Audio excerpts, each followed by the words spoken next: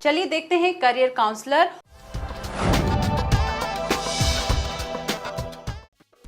UPSC की परीक्षा अपने आप में ही काफी कठिन मानी जाती है। अफसर बनना या नीली बत्ती हासिल करने का सफर आसान नहीं है। इसमें कड़ी मेहनत के साथ साथ लगन की जरूरत भी है। यूपीएससी की परीक्षा को 3 भागों में बांटा गया है: यूपीएससी प्री, यूपीएससी मेंस और यूपीएससी पर्सनल इंटरव्यू। यूपीएससी की प्री और मेंस की परीक्षा समाप्त हो चुकी है और अब वक्त आ रहा है पर्सनल इंटरव्यू की परीक्षा का। पर्सनल इंटरव्यू में मेंस की चयनित छात्र छात्राएं पैनल के सामने 1-to-1 इंटरव्यू के लिए अपीयर होते हैं, जिसमें सफल होने के बाद आप भारतीय प्रशासनिक सेवा में जा सकते हैं। यूपीएससी की जो परीक्षा है वो 3 चरणों में होती है: प्रारंभिक परीक्षा, मुख्य परीक्षा और साक्षात्कार।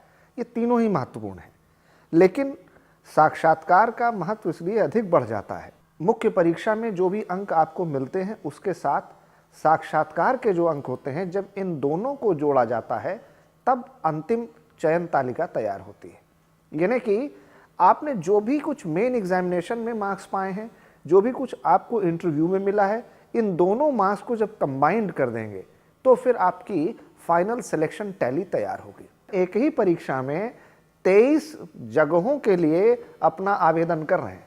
अब उसमें ग्रुप ए सर्विसेज में रैंक ए सर्विस से लेकर के 1, 2, 3, 4 करते हुए 23rd सर्विसेज तक। तो मेरे इंटरव्यू की परफॉर्मेंस से 3 बातें हो सकती हैं कि मैं ग्रुप ए की सर्विस में जा सकता हूं, मैं ग्रुप बी की सर्विसेज में जा सकता हूं, या फिर इंटरव्यू में जरा सा भी कमी होने के कारण मेरा सिलेक्शन प्रोसेस से ही सीधे सीधे मैं बाहर हो सकता हूं। इसलिए इंटरव्यू फैक्टर जो होता है ये लास्ट मोमेंट पर बहुत ही डिसाइडिंग है, बहुत निर्णायक है। पीआई में पूछे जाने वाले सवाल असेसमेंट बेसिस पे होते हैं, जिनका जवाब पूरी तरह से आपके बौद्धिक स्तर पर निर्भर करता है। यूपीएससी प्री और मेंस में आए प्रश्नों में से एकदम हटकर सवाल पूछे जाते हैं। साक्षात्कार कार्यक्रम होता है, उसको हम 4 बड़े हिस्सों में बांट सकते हैं। पहला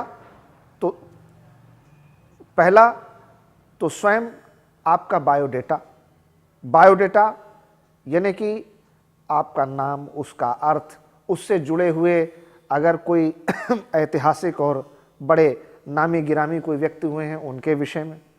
दूसरा, आपका जन्मस्थान और गृह जनपद, वहाँ की ऐतिहासिक, सामाजिक, सांस्कृतिक पृष्ठभूमि क्या रही है, वहाँ के सांसद और विधायक कौन कौन से हैं, वहाँ की समस्याएं क्या हैं, क्या वो राजनीति, समाज, संस्कृति इत्यादि के क्षेत्र में कोई विशेष ख्याति प्राप्त या पहचान वाला क्षेत्र है। तीसरा, आपने अपनी पढ़ाई लिखाई किन शैक्षणिक संस्थानों से की है। पहला और बड़ा महत्वपूर्ण हिस्सा है हमारा स्वयं का जीवन वृत्तांत, बायोडेटा। इसलिए हर व्यक्ति को जो भी इंटरव्यू देने अभ्यर्थी जा रहा है, अपने बायोडेटा पर बहुत अच्छी तरीके से तैयारी करनी चाहिए। अक्सर छात्र छात्राएं इंटरव्यू के दौरान बहुत सी ऐसी गलतियां कर देते हैं जिनकी वजह से उनका चयन नहीं हो पाता है। आइए जानते हैं कैरियर एक्सपर्ट से कि कैसे करें तैयारी। बॉडी लैंग्वेज, जिसको कि हम देह भाषा कहते हैं, उसका विशेष महत्व है, क्योंकि जब आप किसी भी साक्षात्कार में बोर्ड के सामने उपस्थित होते हैं तो आप कमरे में कैसे प्रवेश करते हैं, आप बोर्ड और चेयरमैन के सदस्यों को जो बैठे हैं उनका कैसे अभिवादन करते हैं, आप कैसे उठते बैठते हैं, आप उनके प्रश्नों का उत्तर देते समय कितने सहज और आत्मविश्वास से भरे मालूम होते हैं, आपकी भाषा, शब्दों का चयन ये क्या है, आप बात करते वक्त किधर नज़रें से देख रहे हैं, किधर उनको अपनी ओर आकर्षित करने का क्या प्रयास कर रहे हैं, क्या आप बहुत ज़्यादा हाथ या अपने शरीर के अंगों को हिलाते रहते हैं, या आप विशेष प्रकार की बातचीत करते समय विशेष प्रकार की बॉडी लैंग्वेज, जेस्चर, पोस्चर बनाते हैं। इन सब का बड़ा असर पड़ता है। पर्सनल इंटरव्यू यूपीएससी की परीक्षा का आखिरी पड़ाव है। इसमें अच्छे मार्क्स आपको आपकी मंजिल तक पहुंचा सकते हैं, इसीलिए इसकी तैयारी पूरी प्लानिंग और समझदारी से करें।